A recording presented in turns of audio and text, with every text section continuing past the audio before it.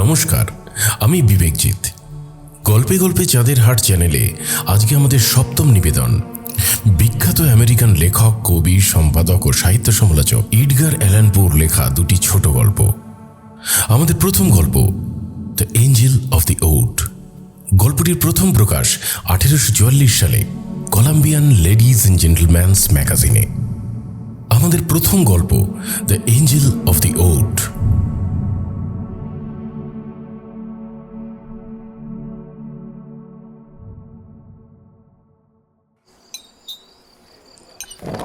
এক নভেম্বরের বিকেলবেলায় সবেমাত্র তৃপ্তি ভরে ডিনার সেরে উঠেছি। আমার অন্যতম প্রিয় ত্রুফ খাওয়া শেষ করে খাবার ঘরে এসে একাই বসেছিলাম চুল্লির ঢাকনার ওপর পা রেখে। পাশেই ছোট টেবিলে সাজানো ছিল নানা রকমের মদ। সকাল থেকে পড়ছি গ্লোভারের লিওনাইডাস, উইলকির এপিগোনিয়াড, লামার্তিনের পিলগ্রিমেজ, বার্লোর কলম্বিয়াড, টাকারম্যানের সিসিলি আর গ্রিজহোল্ডের কিউরিওসিটিস। অতএব স্বীকার করছি, এখন নিজেকে কিছুটা বোকা বোকা মনে হচ্ছে। মাঝে মাঝে একপাত্র লফিত খেয়ে নিজেকে চাঙ্গা করবার চেষ্টা করছি। তাতেও কিছু ফল না হওয়ায় হতাশ হয়ে একখানা খবরের কাগজ হাতে নিলাম। ঘর ভাড়া, কুকুর হারানো, পত্নী ও শিক্ষানবিশদের পলায়ন, এই কলামগুলো ভালোভাবে পড়ে একবার চোখ বুলালাম সম্পাদকীয় পাতায়। আদ্যন্ত পড়ে একটা শব্দ বুঝতে না পারায় লেখাটা চীনা ভাষায় হতে পারে মনে করে আবার শেষ থেকে শুরু পর্যন্ত পড়েও বিশেষ সুবিধে হলো না। বিরক্ত হয়ে কাগজটা ছুঁড়ে ফেলতেই যাচ্ছিলাম, এমন সময় নিচের একটা কলামে আমার দৃষ্টি আটকে গেল। মৃত্যুর পথ অসংখ্য ও বিচিত্র। লন্ডনের একটি পত্রিকায় একটি অদ্ভুত মৃত্যুর উল্লেখ করা হয়েছে। লোকটি ফুঁ দিয়ে তীর ছোড়া খেলছিল। খেলাটা হলো একটা লম্বা সূঁচে পশমি সুতো পরিয়ে সূঁচটাকে একটা টিনের নলের ভেতর দিয়ে ফুঁ দিয়ে লক্ষ্যবস্তুতে বিঁধতে হবে। লোকটা ভুল করে সূঁচটাকে নলের ভুল দিকে রেখে সূঁচটাকে সজোরে ছোড়বার জন্য বড় করে শ্বাস টানতেই সূঁচটা তার গলার ভেতরে ঢুকে যায়। সেখান থেকে ফুসফুসে ঢোকে এবং কয়েকদিনের মধ্যেই তার মৃত্যু হয়। লেখাটা পড়েই আমার খুব রাগ হলো। কেন হলো তা জানি না। বললাম, এটা তো ডাহা মিথ্যে কথা, একটা বোকা ধাপ্পা। অন্য সব বোকা পাঠকদের এ খবর দিয়ে চমক দিতে পারলেও আমার মতো বুদ্ধিমান পাঠকদের এইসব অবাস্তব কাহিনী দিয়ে ভোলানো যাবে না। এখন থেকে এইসব আজগুবি গালগপ্পে আর আমি বিশ্বাস করি না। হায় ঈশ্বর, কি বোকার মতো কথাই না তুমি বললে। এমন এক অপূর্ব কণ্ঠস্বরে কথাগুলো উচ্চারিত হলো, এরকম আমি আগে কখনো শুনিনি। আমার কানের ভেতরটা যেন ভোঁ ভোঁ করে উঠল। ঘরে গিয়ে ঢুকেছে দেখবার জন্য চারদিক ভালো করে তাকালাম, কাউকে দেখতে পেলাম না। সেই একই কণ্ঠস্বর, সেই একই অদ্ভুত উচ্চারণে কে যেন বলল, তুমি দেখছি শুয়োরের মতো মদে একেবারে ডুবে গেছো। আমি তোমার পাশেই বসে আছি, অথচ আমাকে দেখতেই পাচ্ছ না। সঙ্গে সঙ্গে আমি নাক বরাবর তাকালাম। সত্যি তো, টেবিলে যে লোকটা আমার মুখোমুখি বসে আছে তাকে দেখতে ছন্নছাড়া ও অদ্ভুত হলেও চেহারার একটা বর্ণনা দেওয়া যায় বটে। তার শরীর একটা মদের নল বা পিপে বা ওই রকম গোছের কিছু একটা। চেহারার মধ্যে বেশ একটা আমোদে ব্যাপার আছে। তার নিচের দিকে তাতে দুটো কিলক বসানো, তাতেই পায়ের কাজ চলে। হাত বলতে দুটো লম্বা বোতল কাঠামোর ওপর দিক থেকে ঝোলানো।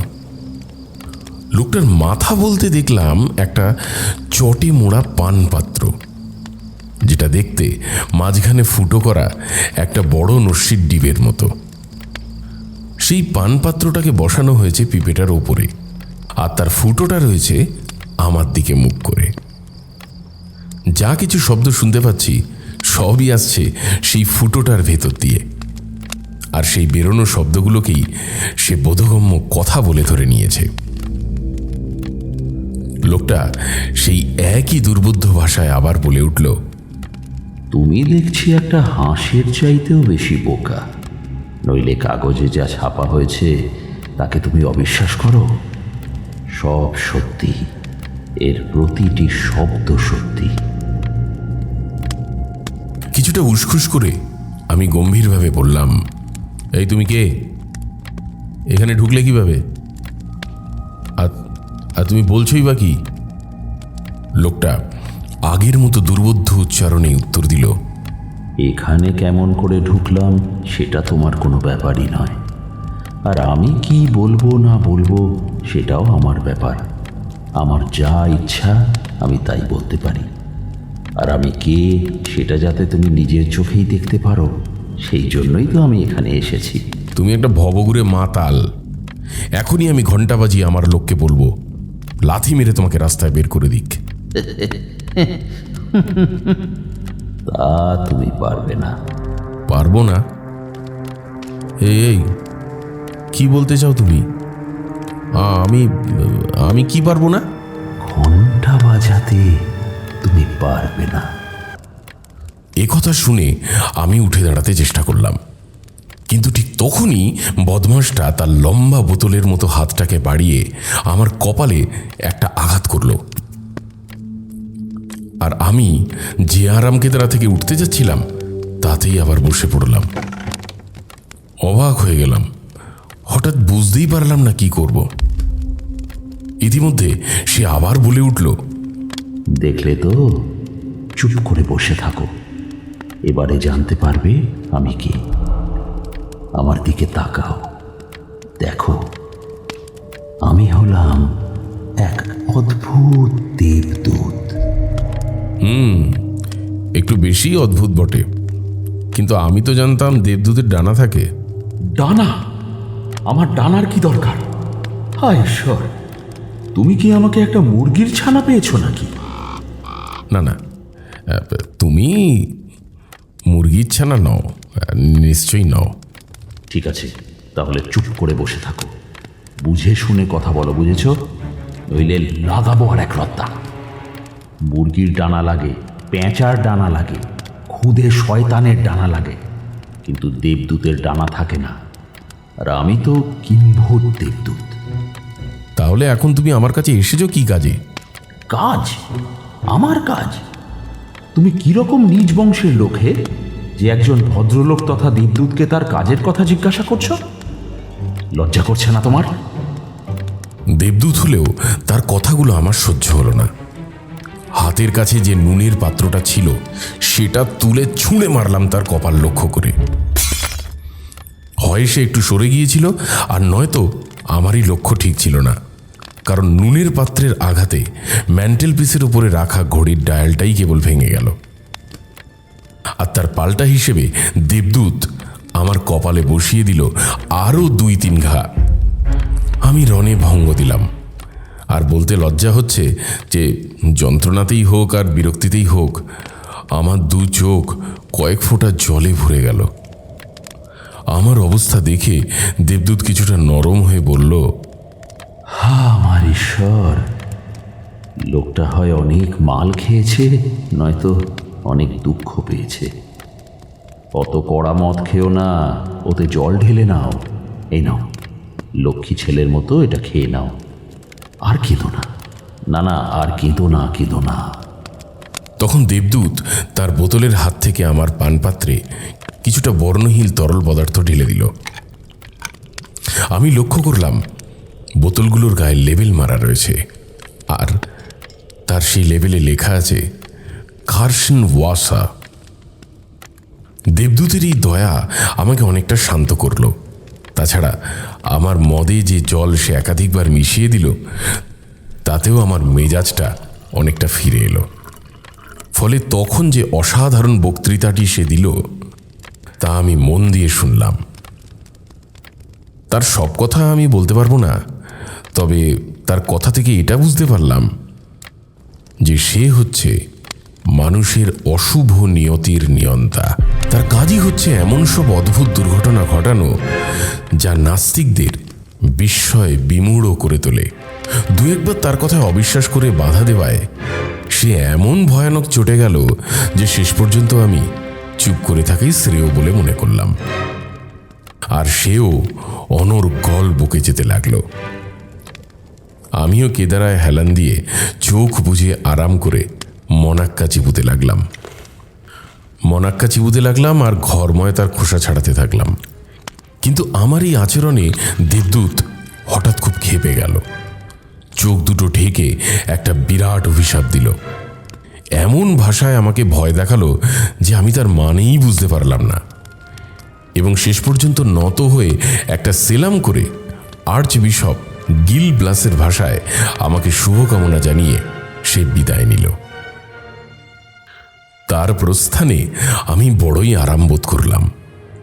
বেশ কয়েক গ্লাস লাফিতের গুণে চোখেও ঘুম এলো, আর আমিও মিনিট 15-20 জন্য একটু ঘুমিয়ে নিলাম। ঠিক 6টার সময় এক জায়গায় যাওয়ার কথা ছিল, সেখানে অবশ্যই যেতে হবে। আমার বাড়ির বিমার পলিসির মেয়াদ গতকাল শেষ হয়ে গেছে। এ নিয়ে কিছু গোলমাল দেখা দেওয়ায় স্থির হয়েছে যে 6টার সময় আমি কোম্পানির বোর্ড অফ ডিরেক্টরের সঙ্গে দেখা করে পলিসি রিনিউয়ালের ব্যবস্থা করব। মেন্টাল পিসির ওপরে ঘড়ির দিকে তাকিয়ে দেখলাম তখনও আমার হাতে 25 মিনিট সময় আছে। তখন বাজে 5:30, আর 5 মিনিট হাঁটলেই বিমার অফিসে পৌঁছে যাব। আর আমার দুপুরের ঘুম কখনো 25 মিনিটের বেশি হয় না, অতএব যথেষ্ট নিরাপদেই আমি একটু ঘুমিয়ে পড়লাম। ঘুম ভেঙে উঠে টাইম পিসের দিকে তাকিয়ে দেখে অবাক হয়ে গেলাম। 15-20 মিনিটের পরিবর্তে আমি ঘুমিয়েছি মাত্র 3 মিনিট, কারণ নির্ধারিত সময় হতে তখনও 27 মিনিট বাকি। আবার চোখ বুঝলাম। এবারে দ্বিতীয়বার জেগে গিয়েও দেখলাম 6টা বাজতে তখনও সেই 27 মিনিট বাকি। লাফ দিয়ে উঠে ঘড়িটা বের করে দেখলাম 7:30 বেজেছে। 2 ঘন্টা ঘুমোবার ফলে নির্ধারিত সময় রাখা সম্ভব হলো না। নিজেই মনে মনে বললাম, এখন যাওয়ার চাইতে কাল সকালে অফিসে গিয়ে দেরি করবার জন্য ক্ষমা চাইলেই হবে। কিন্তু ঘড়িটার কি হলো? ভালো করে লক্ষ্য করে দেখলাম মেওয়ার যে বোঁটাগুলো ঘরময় ছড়িয়েছিলাম তারই একটা ভাঙা কাঁচের ভেতর দিয়ে উড়ে গিয়ে ছবির ফুটোর মধ্যে দিয়ে ঘড়ির ভেতর ঢুকে মিনিটের কাঁটাটাকে আটকে দিয়েছে। ও এই ব্যাপার! এ সামান্য দুর্ঘটনা বই তেমন কিছু না, এরকম তো হামেশাই হচ্ছে। এ নিয়ে আর মাথা না ঘামিয়ে যথাসময়ে শুতে গেলাম। মাথার কাছে ছোট পড়ার টেবিলে একটা মোমবাতি জ্বালিয়ে অমনিপ্রেজেন্স অফ ডেইটি বইটার কয়েকটা পাতা উল্টাতে উল্টাতে মোমবাতিটাকে জ্বালিয়ে রেখেই 20 সেকেন্ডের মধ্যেই ঘুমিয়ে পড়লাম।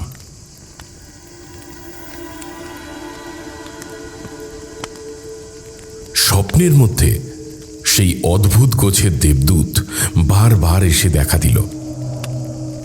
মনে হলো সে যেন কোচের নিচে দাঁড়িয়ে মশারিটা সরিয়ে দিল এবং মদের বোতলের মতো ফাঁকা ও বিরক্তিকর শব্দ করে তার প্রতি আমি যে জঘন্য ব্যবহার করেছিলাম তার উপযুক্ত প্রতিশোধ নিতে লাগলো।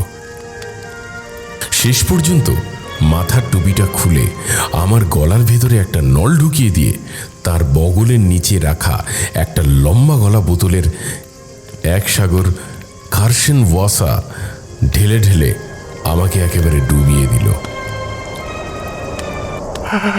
যন্ত্রণা যখন অসহ্য হয়ে উঠল তখন জেগে দেখলাম একটা ইঁদুর জ্বলন্ত মোমবাতিটাকে নিয়ে পালাতে গিয়ে এক অপকাণ্ড ঘটিয়ে বসেছে। সঙ্গে সঙ্গেই একটা প্রচণ্ড দমবন্ধ করা গন্ধ আমার নাকে ঢুকল। পরিষ্কার দেখলাম বাড়িতে আগুন লেগেছে। কয়েক মিনিটের মধ্যেই আগুনটা দাউ দাউ করে জ্বলে উঠল, আর অবিশ্বাস্য রকমের অল্প সময়ই গোটা বাড়িটাই জ্বলতে লাগলো। জানলা ছাড়া আমার ঘর থেকে বের হবার আর সব পথ বন্ধ হয়ে গেল। অবশ্য বাইরের জনতা তাড়াতাড়ি একটা লম্বা মই এনে তুলে ধরল। সেটার সাহায্যে আমি নিরাপদেই তাড়াতাড়ি করে নেমে যাচ্ছিলাম। এমন সময় একটা বিরাট শুয়োর, সেটার প্রকাণ্ড পেট ও দেহটাকে দেখে প্রথমেই আমার মনে পড়ল সেই দেবদূতের কথা। প্রকাণ্ড শুয়োরটা কাদার ভেতর থেকে উঠে এসে হঠাৎই কি খেয়াল হলো আমার মইটার সঙ্গে গা ঘষতে শুরু করে দিল। মুহূর্তের মধ্যে আমি ছিটকে মাটিতে পড়ে একটা হাত ভেঙে বসলাম। বিমার দরুন ক্ষতি এবং আগুনে পুড়ে যাবার দরুন মাথার সব চুল হারানোর ক্ষতি, সব মিলিয়ে এই দুর্ঘটনাটা আমাকে খুবই ভাবিয়ে তুলল। আর শেষ পর্যন্ত স্থির করলাম এবার একটি স্ত্রী রত্ন সংগ্রহ করব। এক ধনবতী বিধবা সপ্তম স্বামীটিকে হারিয়ে খুবই মনকষ্টে দিন কাটাচ্ছিলেন। আমার প্রতিজ্ঞা তার আহত মনে শান্তির প্রলেপ বুলিয়ে দিল। অনিচ্ছা সত্ত্বেও তিনি আমার প্রস্তাবে সম্মতি দিলেন। কৃতজ্ঞতায় ও স্তুতিতে আমি তার পায়ের কাছে নত হলাম। লজ্জায় লাল হয়ে তিনি তার এক ঢাল কালো চুল দিয়ে আমার ধার করা পরচুলাকে ঢেকে দিলেন। কি করে কি ঘটেছিল আমি ঠিক জানি না। যখন উঠে দাঁড়ালাম তখন আমার মাথার পরচুলা উধাও, তার জায়গায় চকচক করছে একরাশ কালো চুল, আর অন্যের চুলে অর্ধেক ঢাকা মাথা নিয়ে ভদ্রমহিলা রেগে কাঁপতে শুরু করে দিয়েছেন। এইভাবে সেই বিধবাকে পাবার আশা নির্মূল হয়ে গেল, এমন একটা দুর্ঘটনার ফলে যেটা মোটেই কাঙ্ক্ষিত ছিল না, অথচ ঘটেছিল এক স্বাভাবিক কার্যকারণের সূত্র ধরেই। তাতেও হতাশ না হয়ে অপেক্ষাকৃত কম নির্দয় এক রমণীকে ভাগাবার চেষ্টা করলাম। এবারও প্রথমে ভাগ্য প্রসন্ন হয়েই দেখা দিল, কিন্তু বাধা সৃষ্টি করল একটা তুচ্ছ দুর্ঘটনা। শহরের গণ্যমান্য লোকদের ভিড়ে ঠাসা রাজপথে আমার বাগদত্তাকে দেখতে পেয়ে দ্রুত ছুটে গেলাম তাকে অভিবাদন জানাতে। এমন সময় কোথা থেকে কি একটা এসে আমার চোখের মধ্যে ঢুকে পড়ল, আর এক মুহূর্তের জন্যে আমি একেবারে অন্ধ হয়ে গেলাম। আবার চোখের দৃষ্টি ফিরে পাবার আগেই আমার ভালোবাসার মানুষটি অদৃশ্য হয়ে গেল। আমার ক্ষণিক অন্ধত্বকে পূর্ব পরিকল্পিত দুর্ব্যবহার বলে ধরে নিয়ে অত্যন্ত ক্ষুব্ধ হৃদয়ে এই দুর্ঘটনার আকস্মিকতায় হতবুদ্ধি হয়ে দাঁড়িয়েছিলাম। তখনও চোখে কিছুই দেখতে পাচ্ছি না। এমন সময় দেখা দিল সেই দেবদূত।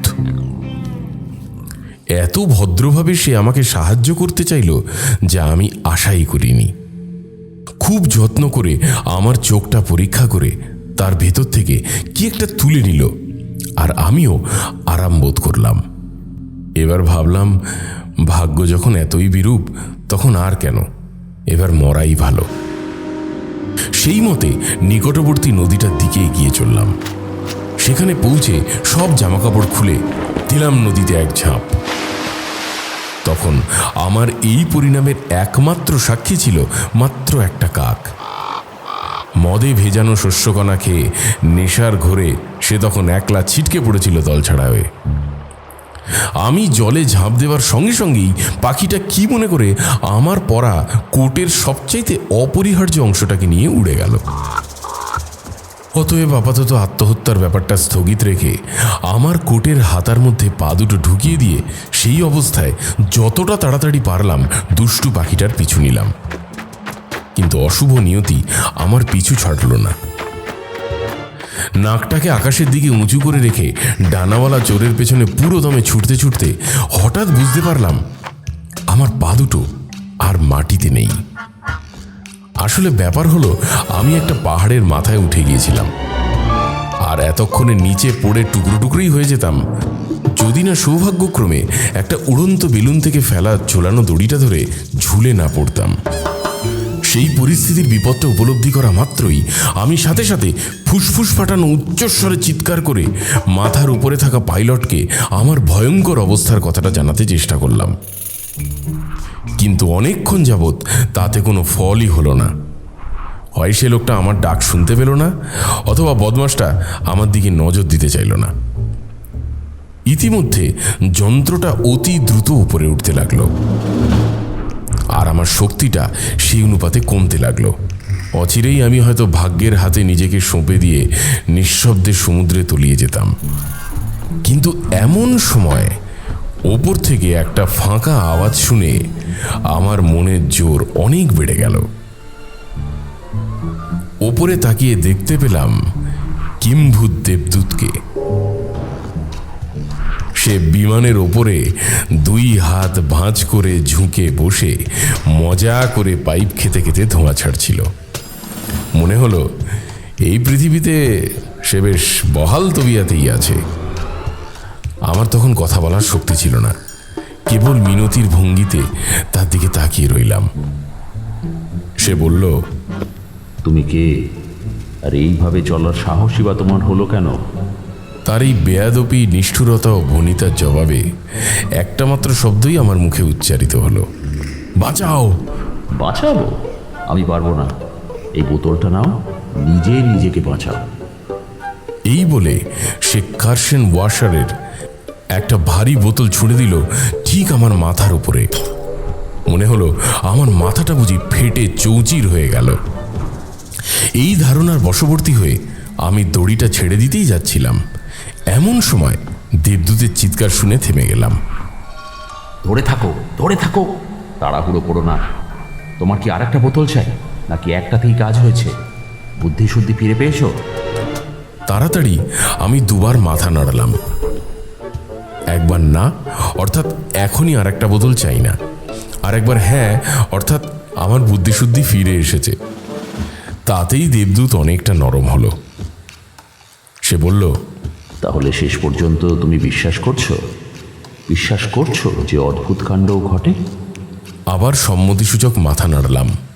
আর তুমি আমাকে, মানে এই অদ্ভুত দেবদূতকেও বিশ্বাস করছো? আমি আবার মাথা নাড়লাম। বেশ, আমার কাছে পুরোপুরি আত্মসমর্পণের চিহ্ন হিসেবে তোমার ডান হাতটাকে বাঁদিকে ব্রিচেসের পকেটে ঢোকাও। স্বাভাবিকভাবেই সেই কাজটা করা আমার পক্ষে সম্ভব হলো না। প্রথমত, মই থেকে পড়ে আমার ডান হাতটা ভেঙে গিয়েছিল, আর তাই ডান হাতটা ছেড়ে দিলে আমি তো শেষ হয়েই যাব। দ্বিতীয়ত, কাকের দেখা না পাওয়া পর্যন্ত আমি ব্রিজ কোথায় পাবো? অতএব বাধ্য হয়েই আমি মাথা নেড়ে না জানালাম। আমি চেয়েছিলাম দেবদূতকে বোঝাতে যে এই মুহূর্তে তার কথা মতো কাজ করা আমার পক্ষে অসুবিধাজনক। কি ভুলি যে করেছিলাম। আমার মাথা নাড়া থামতেই দেবদূত এবারে গর্জন করে উঠল, তাহলে জাহান্নামে যাও। এই কথা বলে একটা ধারালো ছুরি দিয়ে সে বেলুনের দড়িটা কেটে দিল। আর যেহেতু তখন আমি পৌঁছে গিয়েছিলাম আমার নিজের বাড়ির ঠিক উপরে, তাই হলো কি, বড় চিমনিটার ভেতর দিয়ে গলে আমি নামলাম একেবারে খাবার ঘরের মেঝেতে। দেখলাম আমার অনুপস্থিতিতে বাড়িটাকে নতুন করে সুন্দরভাবে তৈরি করা হয়েছে। মেঝেতে পড়ার ফলে আমি জ্ঞান হারিয়েছিলাম। জ্ঞান ফিরে এলে বুঝলাম তখন ভোর 4টে বাজে। বেলুন থেকে যেখানে পড়েছিলাম সেখানেই হাত পা ছড়িয়ে শুয়েছিলাম। তখন আমার মাথা ভর্তি নেভা চুল্লির ছাই। পা দুটো রয়েছে একটা উল্টানো ভাঙা টেবিলের ওপর। চারদিকে ছড়ানো রয়েছে নানা রকমের খাবারের টুকরো টাকরা, একটা নিউজ পেপার, কিছু ভাঙা গ্লাস, বোতল ও কার্সেন ওয়াশারের একটা খালি জগ। সেই বিচিত্র দেবদূত এইভাবেই তার প্রতিশোধ নিয়েছিল।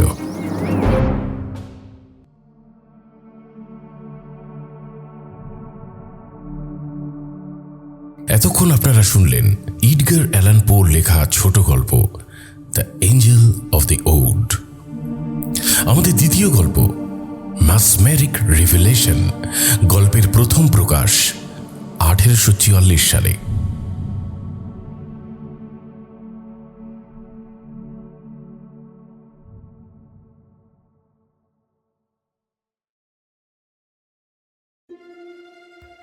মেসমেরিজমের যুক্তিবত্তাকে ঘিরে এখনো পর্যন্ত যে সন্দেহই জমে থাকুক না কেন, পরপর ঘটতে থাকা বিস্ময়কর ঘটনাগুলো কিন্তু প্রায় সবারই জানা।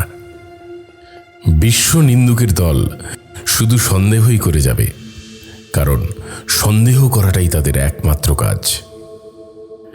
মানুষ কেবলমাত্র ইচ্ছাশক্তির জোরেই অন্য মানুষকে এমনভাবে প্রভাবিত করতে পারে আর এমন অস্বাভাবিক অবস্থায় তাকে ঠেলে দিতে পারে যেটা প্রায় মৃত্যুর কাছাকাছি একটা অবস্থার মতো দেখায়। আর সেই অবস্থায় অন্যজন অনেক চেষ্টা করলেও খুবই দুর্বলভাবে তার বহিরিন্দ্রিয়গুলোকে কার্যকর করতে পারে। অথচ কোনো অজ্ঞাত মাধ্যমে খুব সূক্ষ্মভাবে লক্ষ্য করলে এমন সব জিনিস ধরা পড়বে যেটা দৈহিক ইন্দ্রিয়ের আয়ত্তের অতীত। যে মানুষটা তাকে এইভাবে প্রভাবিত করে তার প্রতি অন্যজনের সহানুভূতি হয়ে ওঠে গভীরতর। এবং শেষ কথা হলো, এই ধরনের ঘটনাগুলো বাড়তে থাকার সঙ্গে সঙ্গে অন্য লোকটির প্রভাবিত হওয়ার প্রবণতাটাও বৃদ্ধি পায় এবং তার ফলে ক্রমেই তার কাজকর্মগুলো আরও ব্যাপক ও স্পষ্ট হয়ে ওঠে। মেসমেরিজমের মাধ্যমে এই সব বৈশিষ্ট্যকে হাতে কলমে করে দেখানোটা অপ্রয়োজনীয় প্রচেষ্টা বলে মনে হয় আমার। তাই কোনো রকম অবান্তর বিষয় আমি আজ আমার শ্রোতাদের উপর চাপাতে চাই না। আজ আমার উদ্দেশ্য সম্পূর্ণ ভিন্ন। হাজার প্রতিকূল ধারণা সত্ত্বেও আজ আমি বিনা মন্তব্যে এমন এক গুরুত্বপূর্ণ কথোপকথন আপনাদের সামনে তুলে ধরব যেটা আমার ও আরেকজন স্বপ্নাচারী মানুষের মধ্যে ঘটেছিল। অনেকদিন যাবতই আমি মিস্টার ভ্যান কার্ককে স্বপ্নের মধ্যে অভিভূত করার কাজটা করে আসছিলাম। ফলে তার অভিভূত হওয়ার প্রবণতা এবং উন্নতিও ক্রমেই তীক্ষ্ণ হয়ে আসছিল। মিস্টার ভ্যান কার্ক প্রায় অনেক মাস ধরেই যক্ষা রোগে ভুগছিলেন। আমার প্রচেষ্টায় ওর রোগের কষ্টকর লক্ষণগুলো ক্রমেই কমে আসছিল। এ মাসের 15 তারিখ নাগাদ বুধবার রাতে তার বাড়িতে আমার ডাক পড়ল। অসুস্থ লোকটা বুকের তীব্র যন্ত্রণায় কষ্ট পাচ্ছিল, শ্বাস নিতে খুব কষ্ট হচ্ছিল। তাছাড়া যক্ষার অন্য সব প্রধান লক্ষণগুলো তো ছিলই। এই ধরনের খিঁচুনির সময় স্নায়ু কেন্দ্রগুলোতে সর্ষের তেল মালিশ করা হলে সে সাধারণত অনেকটা আরাম বোধ করে, কিন্তু আজ রাতে তাতেও কোনো ফল হয়নি।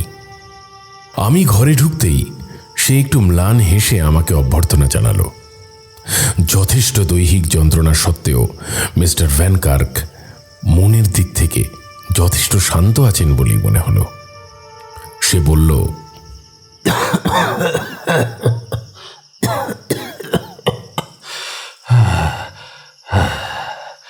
আমার দেহের কষ্ট দূর করার জন্য আজ রাতে আপনাকে ডাকিনি। সম্প্রতি কতগুলি মানসিক ধারণা আমার পক্ষে যথেষ্ট উদ্বেগ ও বিস্ময়ের কারণ হয়ে উঠেছে। আপনাকে ডেকেছি সেইগুলো সম্পর্কে আমার মনকে শান্ত করে দেবেন বলে। আত্মার অমরতা সম্পর্কে আমার যে বিশ্বাস নেই সে কথা আপনাকে বলাই বাহুল্য। এ নিয়ে আমি কোনো রকম ভাবনা চিন্তাও করি না। যুক্তি বিচারের পথে এ বিষয়ে এগোবার চেষ্টার ফল আমাকে আরো বেশি করে সন্দেহবাদী করে তুলেছে। আমাকে কাজিন পড়ার পরামর্শ দেওয়া হয়েছে। আমি বইগুলো পড়েছি, তার ইউরোপীয় ও মার্কিন অনুরাগীদের বইগুলোও পড়েছি। মিস্টার ব্রাউনসনের চার্লস এলউড বইটা আমার হাতে এসেছিল। গভীর মনোযোগের সঙ্গে সেই বই আমি পড়েছি। বইটা পড়ে আমার দৃঢ় বিশ্বাস জন্মেছে যে তিনি নিজেকেই নিজে বোঝাতে পারেননি। এক কথায় অচিরেই আমি বুঝেছি যে এ ধরনের যুক্তির জাল ফেলে মানুষকে তার অমরত্বে বিশ্বাসের ফাঁদে আটকানো যাবে না। আমাদের ইচ্ছা সেটা মেনে নিতে পারে, কিন্তু মন কখনো মেনে নেবে না, বুদ্ধিও না।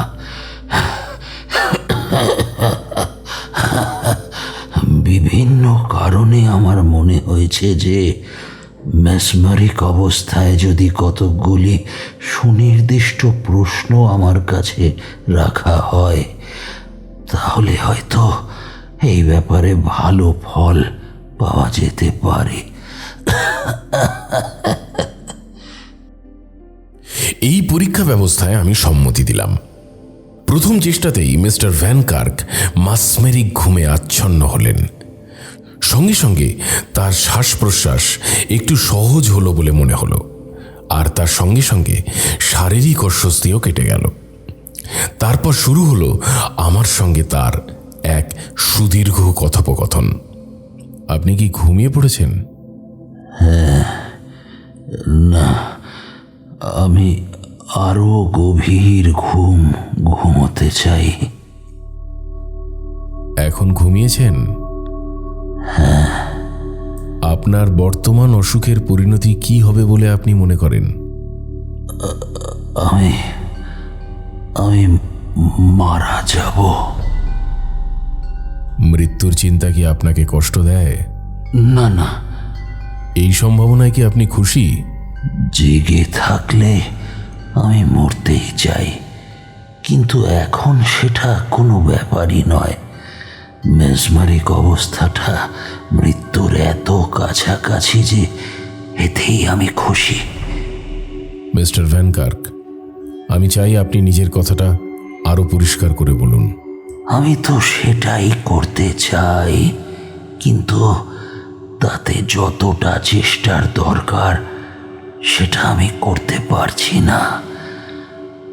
আপনার প্রশ্নগুলো ঠিকমতো হচ্ছে না।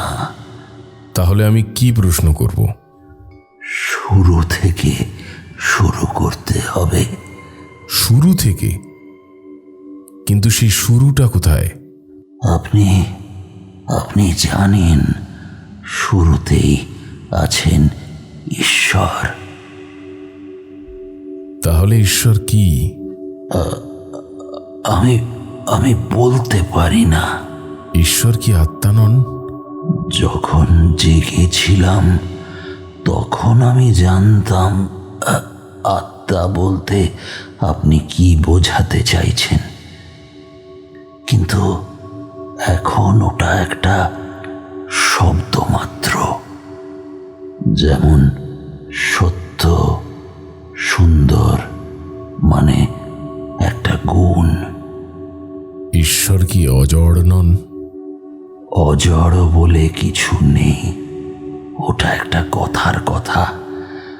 যেটা বস্তু নয় সেটা কিছুই নয়।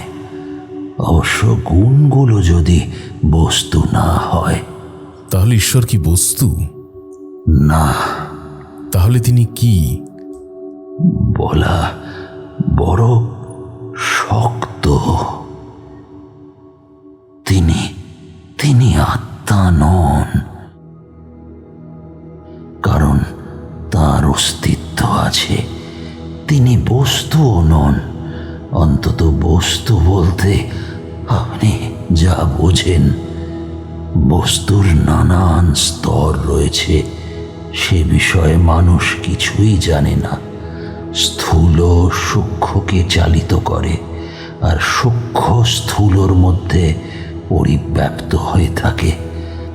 যেমন ধরুন, আবহাওয়া বৈদ্যুতিক নীতিকে পরিচালিত করে, আবার বৈদ্যুতিক নীতি আবহাওয়াকে জড়িয়ে থাকে।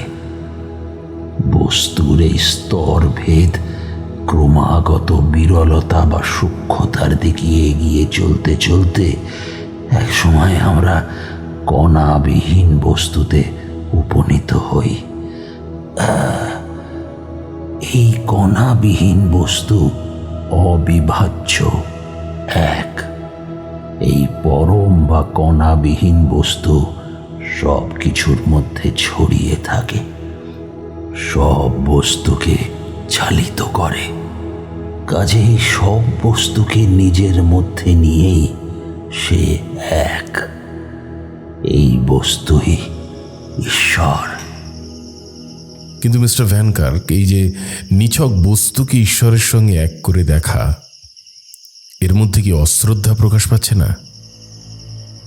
আপনি কি বলতে পারেন বস্তুকে মানুষের মন অপেক্ষা কম শ্রদ্ধা করা হবে কেন? আত্মাকে যে সব শক্তির অধিকারী মনে করা হয়, সেই সব শক্তির অধিকারী হয়েও ঈশ্বর তো বস্তুরই পরিপূর্ণ রূপ। তাহলে আপনি বলতে চান কণাবিহীন বস্তু চলমান হলেই সেটা চিন্তা হয়ে ওঠে? মোটামুটিভাবে এই চলমানতাই তো সার্বিক মনের সার্বিক চিন্তা। এই চিন্তাই তো সৃষ্টি করে। সমস্ত সৃষ্ট বস্তু তো ঈশ্বরেরই চিন্তা। আপনি বললেন মোটামুটিভাবে। সার্বিক মনই ঈশ্বর।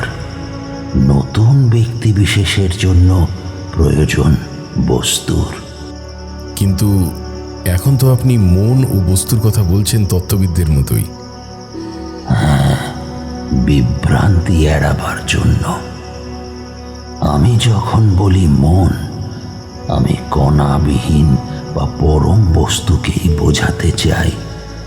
বস্তু বলতে বোঝাতে চাই অন্য সব কিছু। আপনি বলছিলেন নতুন ব্যক্তিত্বের জন্য বস্তুর প্রয়োজন। কারণ মন যখন একীভূত না হয়ে অস্তিত্বশীল হয়, তখনই তো সে ঈশ্বর।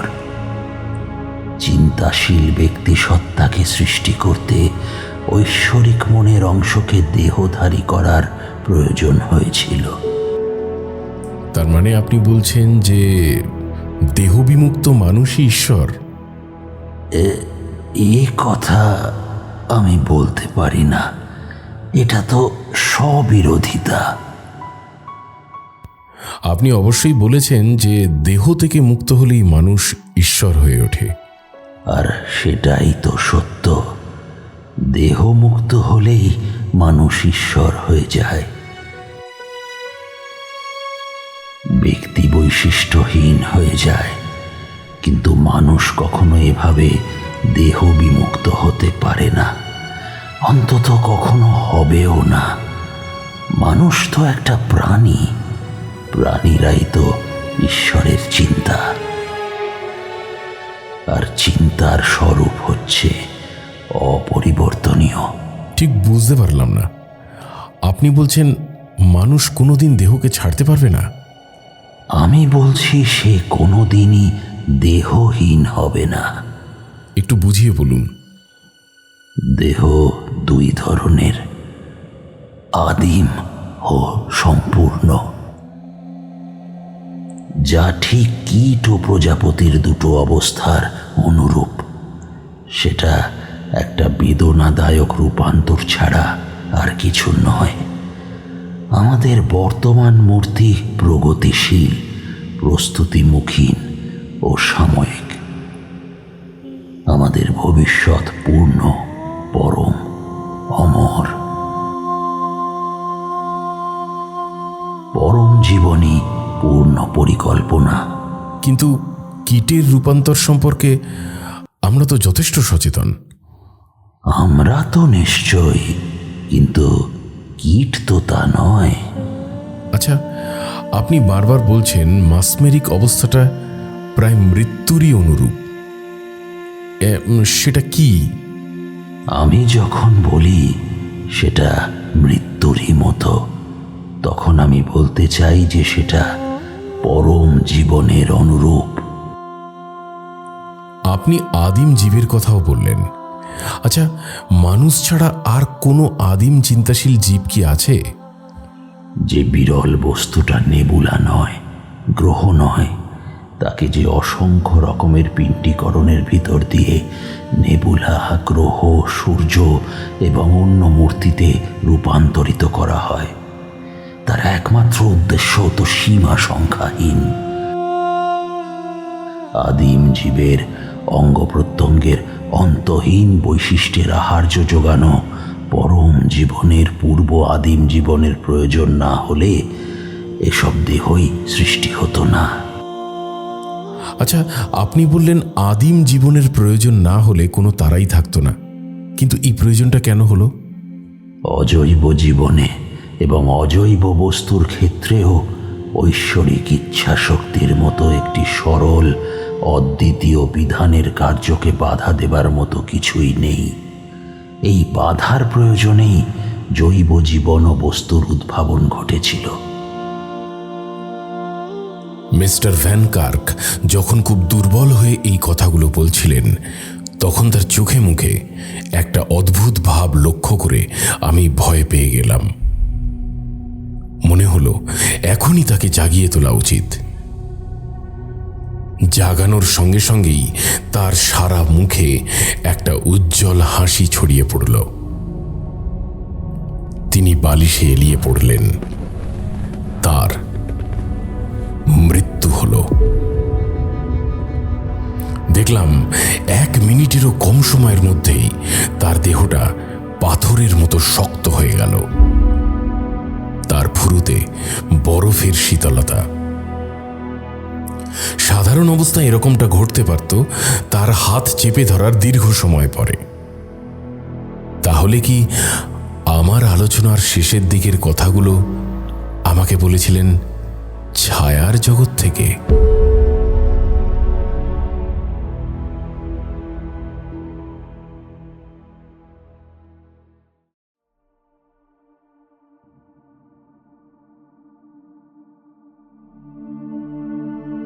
গল্প পাঠে আমি বিবেকজিৎ, দেবদূত ও মিস্টার ভ্যান কার্কের চরিত্রে ইন্দ্রনীল ভাদুড়ী। গল্পের সাউন্ড এফেক্টস এবং সাউন্ড ডিজাইন সায়ন। গল্পের চিত্রনাট্য অডিও রূপ নির্মাণে আমি বিবেকজিৎ। তাহলে দেখা হচ্ছে পরের সপ্তাহে আরও একটা গল্প নিয়ে। সবাই ভালো থাকবেন। শুভরাত্রি। Good night.